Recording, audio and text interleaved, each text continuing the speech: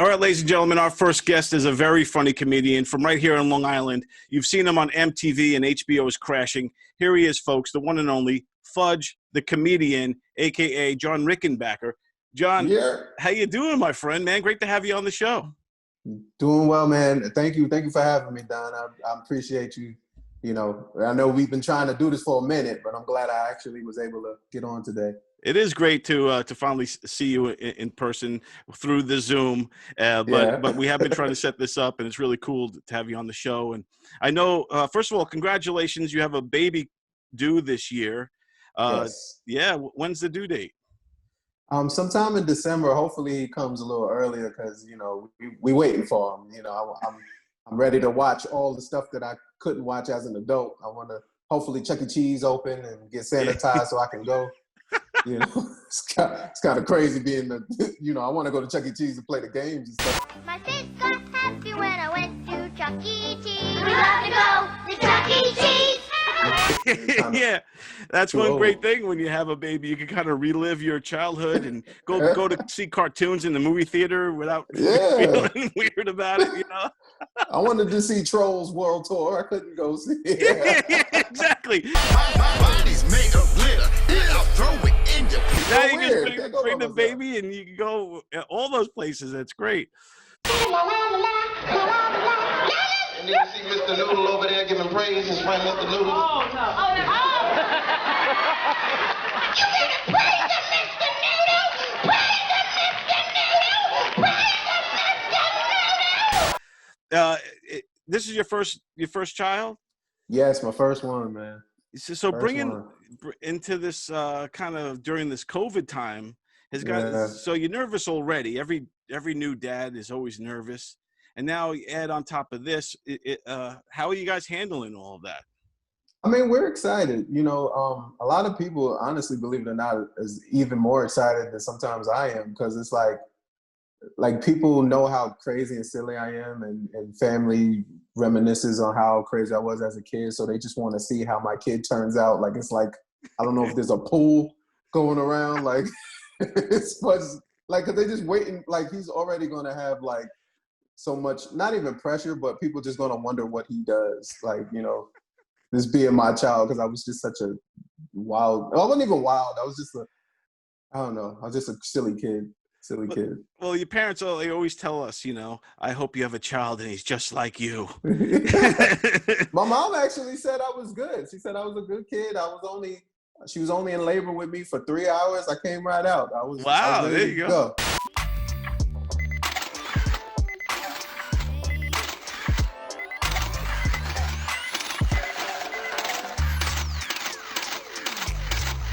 What are you looking forward to most about being a dad? Man, just to teach him about things. I'm having a boy, so, you know, I get to, you know, just teach him about life and teach him all the things that I learned by accident. Right. Yeah. You know, just getting them more prepared to live in this society because it's changed so much from when, you know, you and I were kids, you know, because I grew up in the 80s, so, you know, 90s baby. And, man, it was just like, from the change from there, I can imagine what my parents had to go through with the new millennium, because I was one, like, as soon as I went to school, this is the class of the new millennium. We was the year 2000, we were supposed to graduate high school, which we did. Right, and there's so much change, man. So just now raising a millennial, it's gonna be crazy. Yeah, and like you said, and you know, we don't know what's going to happen with this COVID thing. I believe we'll find. Yeah. I think they're pushing really hard, and the scientists are going to figure out a way. But you know, I don't know if we'll ever get back to the same way we handled crowds and all those types of things. So you know, but the good thing is these children of these COVID era babies they're not going to remember how it used to be. Will be the norm for those guys, you know. How do you greet someone without touching? How do you show someone you care? From 6 feet. How do you show respect and love and give your best without spreading germs everywhere? Hey, Covey, how are you doing? I'm doing good. What are you going to do today? I'm just gonna stay inside. Staying inside is safe. Never go outside ever again. outside stinks. Yes, it does. So you've been doing comedy for a while now. You've been in the game for a couple of years. I mean, how long? About at least 15 years, I'd say. Yeah, about 15 to 16 years. And, you know, I'm still relatively a new face in comedy. Heaven should have Wi-Fi, right? Because, you know, they got unlimited cloud space. You know? It's a terabyte right here. You know what I'm saying? It's a terabyte. You know, think about it, because heaven should have Wi-Fi, because I know hell got a lot of hot spots. And they ain't going to be worrying about reception down there. They're going to be on Facebook and Instagram talk about hashtag burning. And you're F.U.D.G.E the comedian. And Yeah. Tell me about the acronym F.U.D.G.E. What does that stand for? Well, F.U.D.G.E stands for Funny, Unique, Devoted Gentleman Entertainer. Nice. And thank you. You know, it's an acronym that just pretty much summarizes who I am. And, you know, it's more of an experience. Like the F.U.D.G.E aspect now, because I go by my real name now too.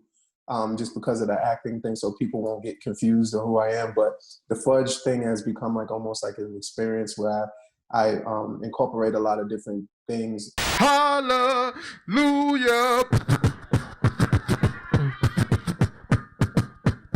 When you go into a comedy show, everybody can be funny. Most likely, you know, especially when you go to a good show that is put together correctly, everybody's killing. You know, everybody can be funny, but not everybody can be different. My mama told me, be careful who you do, cause karma comes back around. Same old song now. And I was so sure it wouldn't happen to me, cause I know how to put it down. But I was so wrong. Oh, y'all ain't think I was gonna hit that note? It's just that, you know, people didn't know my name. And F.U.D.G.E had to mean something also, because you can't be a black man named F.U.D.G.E without an explanation. Especially where I'm from. You know? That's you cool. Get the wrong attention. Yeah. And when you came up with that acronym, like, did you want to, like, did it start off with F.U.D.G.E and then you figured it out from there, or did you already have it? Like, how did it?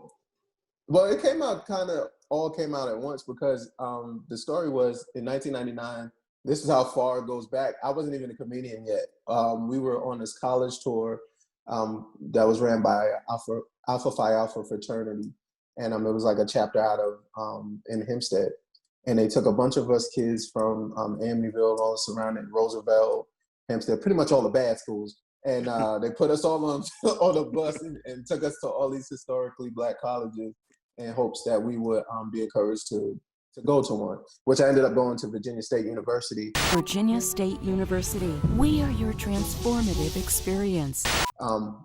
And the reason why I went to Virginia State University, because that was the first time I've ever did stand up, was on that tour. We had the Battle of the Buses, and the whole time I was like cracking jokes, doing impressions, doing things like that. And so I was like, I need a name, because John Rickenbacker, me not knowing now, like future me would have been like, man, you should have just went by your name, because that's funny by itself. But I was from the Def Jam era, where every black comic had a food name. Like, and it's so ironic that those people that I was like thinking about, Alonzo Hamburger Jones. Yeah, Hamburger, I remember him.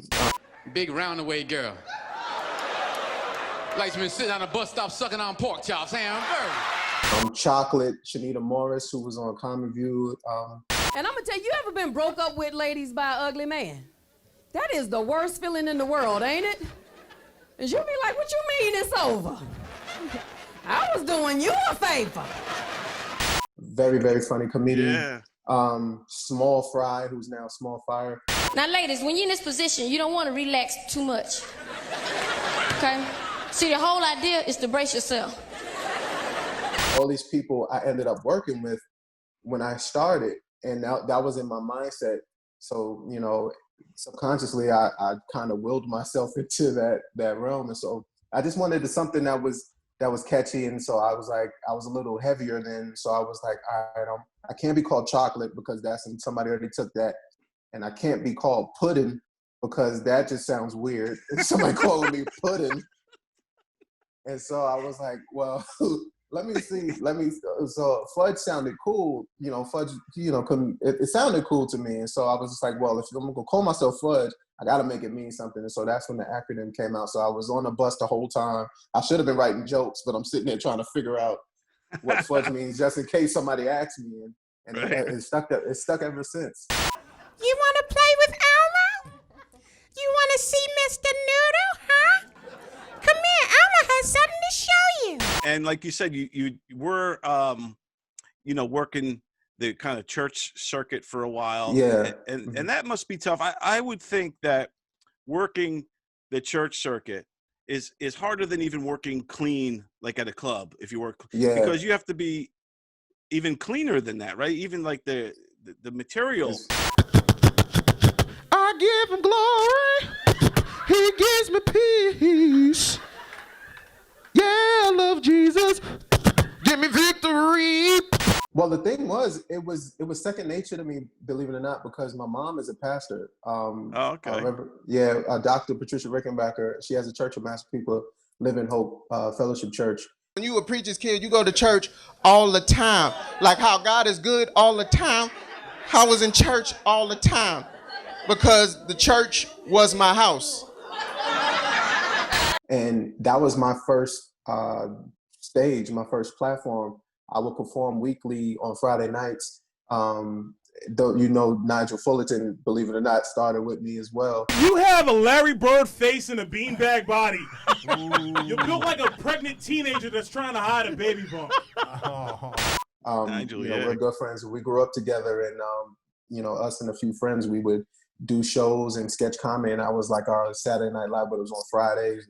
You know, we would do different things and try to push the envelope with church. Like we had Arnold Schwarzenegger. I remember one particular skit was Arnold Schwarzenegger Power Up with Jesus, where we had one of our buddies, Chris Perucci, he did his Arnold impression, and so Arnold was like this evangelist trying to heal people, and like he was showing the power of Jesus, and so he's like, hit me with the chair, I'll show you the power, and he like hit him in the chair, and he like crumpled over. It was like, you know, just silly stuff like that, and we would do this every week. And we created these characters called, they were called the Greater Ghetto Church. And I was Bishop Nathaniel Neckbone, and I talk like this, and like it was just like when I dance and sing and a bling bling bling, you know. And so I do like little, like, so I was like a mixture of every preacher that I've ever seen in my life, and like I just tried to take the most stereotypical Baptist preacher, nasty voices. And I was so You're wondering what goes on in my study. None of your business. How about that? Because I don't got to tell you nothing. I do want to say, like, I was watching some of your stuff, and I loved the kind of the preacher DJ character.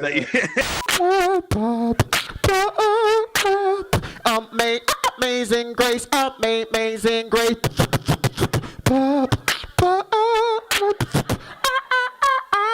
That's awesome. The beatboxing skills, yeah. That's the joke that keeps on giving, man. I tell you.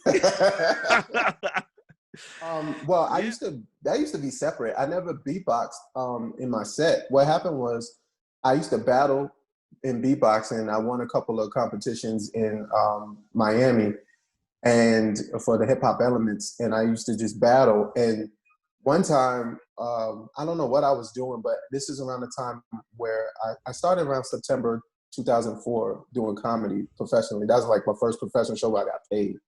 And so, ice cream truck coming. Ice cream! Ice cream!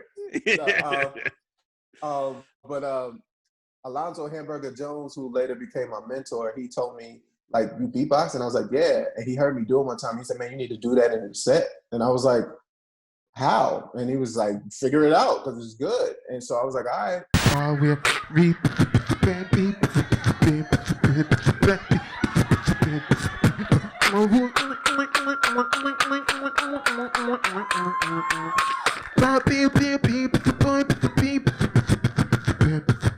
This is the deja. Yeah, I've seen you getting like the house going. Like you started doing it, people are getting up and jumping and dancing and stuff like that. And like, this is awesome, man. Yeah. I'm Pete, by the way. I'm a comic. Oh, me too. Fudge. Fudge? Yeah. That's not your name? No, my real name's John, but Fudge is an acronym I go by. Funny, unique, devoted, gentleman, entertainer. The character you played in Crashing, great acting, by the way. Thank you. You were awesome in that. I wish I used to watch that show all the time. I'm sad to see it's off the air. I love that show. Me too, because I just got there. Yeah, man. And I loved your character. I love that whole kind of segment of seeing, Pete Holmes, all the different things, his trials and tribulations and what he's gone through.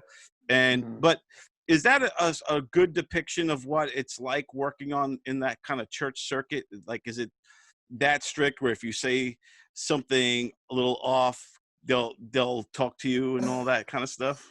And for the most part, that one was a little extreme. Shout out to Eve Bloom. Did you know that was Jan Brady? No, I did not. That was Eve Plum. Eve Plum. That was Jan Brady who played played Marcy. Cool. Was it Marcy? I think her name was Marcy. I forgot what her name was on the show. Yeah. But yeah, she was super cool. And yeah, I mean, it can be like that, and especially with the tour, because like a lot of, and as a Crashing, like the pay for doing, like if you're a successful Christian comedian or gospel comedy, they tend to make a lot more than just doing regular clubs. To each his own, I guess God has a different plan for all of us, man. Maybe it wasn't in his plan for you to make $1,000 a night. It's like, okay, thank you for that. And so, but it's just harder to do, and sometimes the shows are few and far between, so you have to be able to have that balance, because sometimes if you're not on a tour, it's like you'll get a show every quarter based on people's schedule, because people usually have stuff around the holidays, like Christmas is really big, usually once it gets warm again, summertime, back to school things, stuff like that. Myself, because I'm able to do a lot of different things, so I get a lot of banquets, a lot of anniversaries, church anniversaries, because I've grown up in that, so I can, my name has traveled throughout that. So, but it's tough. It's tough, but the ones that are successful work all year round. A lot of them are like super successful, making about 6 figures a year. Wow. And that's cool, because what I love about that is there's always these kind of other layers of that mainstream doesn't know is going on. Like, that there's a church circuit, or even like Christian music or any of that kind of, or Christian comedy, that there are legit stars and big names in these worlds that aren't mainstream, but in the know, it's huge. So like, who are some of the big name Christian comedians, would you say? Definitely Michael Jr. He had a Bible in his hand too. He kept playing like he was gonna throw it at people. He'd be like, ha, ha. And everybody would get scared. They'd be like, hey, man. I realize now they were saying amen. I didn't know, bro. I was 7 years old. This guy who was the next up and coming, who was going to come up, but he had like a scandal happen. Michael Chris, I think his name is John Chris. Yeah, John Chris. Yeah. Wow. He had a Netflix special. He was supposed to be that one that opened that door for everybody else. Try, man. I tried. I see unchristian thoughts just sneak in. I don't know where they come from. Me and Tim, we don't know where they come from. You ever been in the church lobby? Somebody asks you to pray for something so stupid, you're just like, I ain't praying for that. I think it's a great skill to be able to appeal to Christian and church audiences, because I think it's harder to be funnier that straight, that clean. Yeah, you know what I'm saying? Yeah. And then it makes you a better joke writer, it makes you a better performer, it makes you better at everything. And then, and to be able to go like Hamburger and even yourself, to be able to go from Def Jam style to, which is a little bit more raw, right? And then go to Christian, it's like night and day. It's like both sides of the coin. So if you're able to balance that, then you could really kill it in the middle. And like, I think that you do. If you are raising your hands in reverence of the word, the presence of the Lord is here, but your deodorant isn't, it shouldn't smell like you've been slapboxing in the Serengeti or got baptized in hot dog water, because that is not Christian pimping, boo-boo. Believe it or not, like depending on where you go, but most crowds are used to it because some of their favorite comedians curse, and some of their favorite comedians are the comedians that the world watches. So sometimes they go there and they don't really know how to laugh at clean stuff because some people not. And one thing I made my mission to do is to not really see a drop off, if that makes sense. Like I don't want them to see like, oh, he's just like, because I push the envelope, especially now. Like, cause like I'm able to write like that now. And I try stuff on my parents' church first because they're like usually my meter. So if they like, oh, like, if they, cause I'll be pushing it, man. Yo, don't those commercials come on at the wrong time, though? It be right when you about to indulge in something delicious. You about to eat a sandwich, and you be like, I can't go outside, no, bro. Well, like, I don't care, man. Put your neck away. I gotta brush my... Who said I'm going to hell? I can hear y'all. I ain't going to hell. And like, it was like one joke I said, and I actually told this to my mother first before I actually did it on stage. And I was telling her, I was like, Ma, I think we're reading the Bible wrong. And she was like, what are you talking about? I said, in Genesis, I don't think Adam's name is pronounced correctly. And she was like, what do you mean? I said, well, he ate the apple and, and he messed everything up. And so I think his name is, damn. I gotta, because God's like, damn, I gotta start over. And she was like, she was like, get out. Just get out of it. That didn't pass the test. No, it did. I mean, she just said, don't do it here. You can do it out there. Don't do it here. Yeah. Jesus is coming back. Yep. All you sinners don't know how to act. Yep. Take it to the bridge. I'm sorry, baby.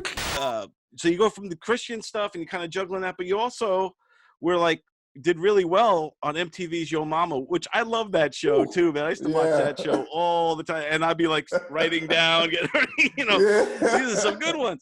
Your mama's a stripper at Quiznos. Double meat, baby, double meat.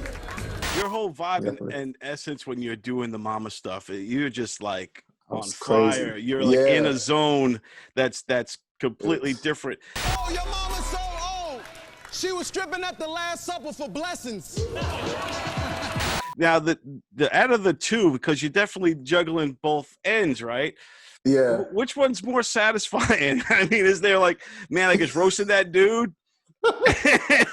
Or I just, did really, I killed at the, the church. Like, they're both great and you probably feel amazing after, but which is more satisfying? They were both good until it came out and I lost the tour that I was on.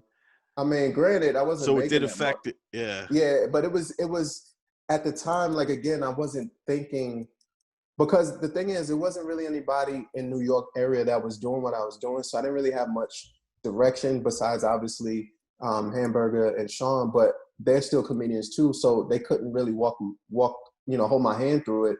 I had to kind of, create my own way. So I went through a stagnant period. And it lasted for a while where I was kind of just like that. And by me doing that Your Mama thing, it kind of helped me to kind of feel that little adversity for that time being. And, I was a little depressed for a minute, but then after a while, it was just like, you know what? I can't worry about what people think.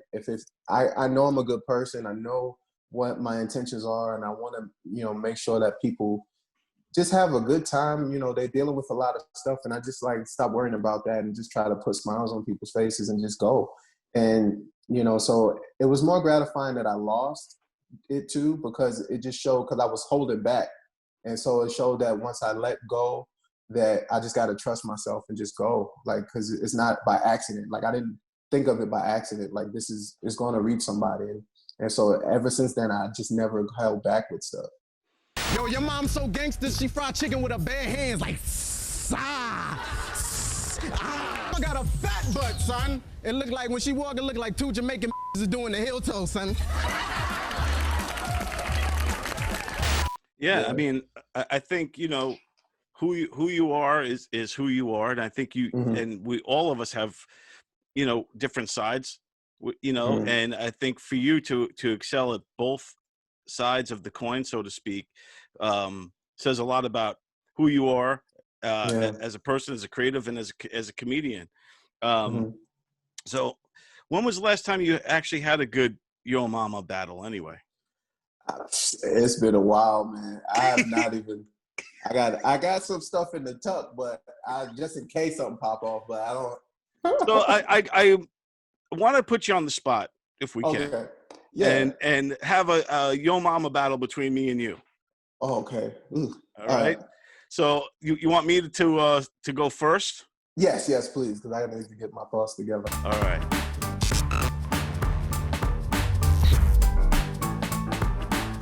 Your mama is so dumb that she took the ruler to bed to see how long she slept.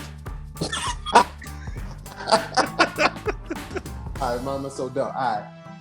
Your mama's so dumb and fat. I told her to go on the Subway diet. She went and started eating Metro cards.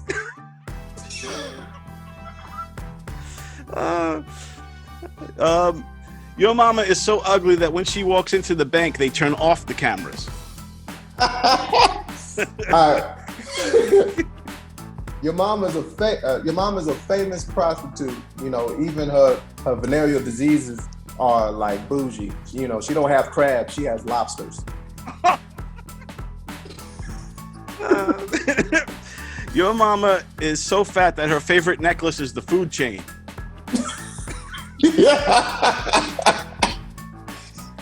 Your mama voted for Kanye West. Oh! Fudge wins.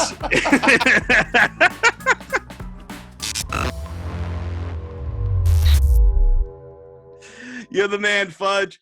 Fudge, the comedian. John Rickenbacker. You are awesome, my friend.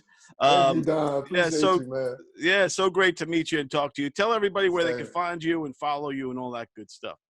All right, you can follow me on Instagram and Twitter and Snapchat, but mostly I'm on Instagram at F.U.D.G.E Comedian. That's F.U.D.G.E Comedian. If you have a hard time finding it, you can hashtag the F.U.D.G.E Shuffle. Kinda hectic. It's getting kinda hectic.